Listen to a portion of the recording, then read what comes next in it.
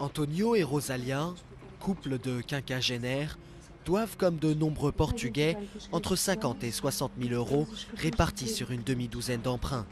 Ayant cessé de rembourser la moitié d'entre eux, Antonio, serveur, s'est vu saisir la semaine dernière 30% de son salaire.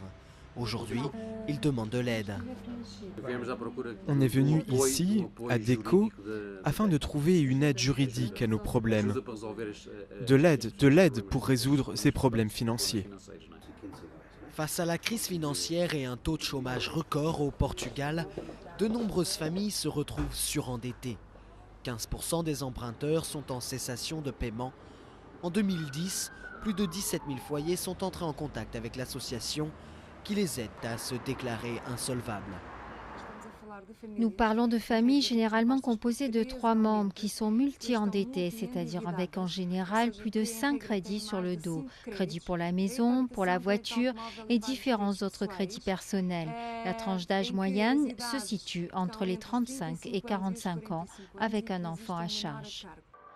Ces derniers mois, le Portugal a dû faire face à une crise sans précédent. L'UE et le Fonds monétaire international se sont mis d'accord pour un plan de sauvetage à hauteur de 78 milliards d'euros.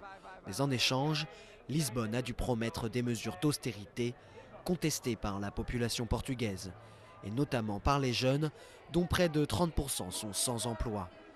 João, Alexandro et Paola ont créé le mouvement du 12 mars, qui veut combattre le plan d'austérité gouvernemental. Peut-être que de nouvelles formes d'associations collectives, de négociations sont nécessaires, comme ce fut le cas avec la naissance des syndicats au début du XXe siècle. Peut-être donc qu'aujourd'hui, on a besoin de nouveaux instruments, de nouveaux mécanismes. Quelle forme cette contestation va-t-elle prendre? Jusqu'à présent, elle est passée par Facebook et les manifestations de rue.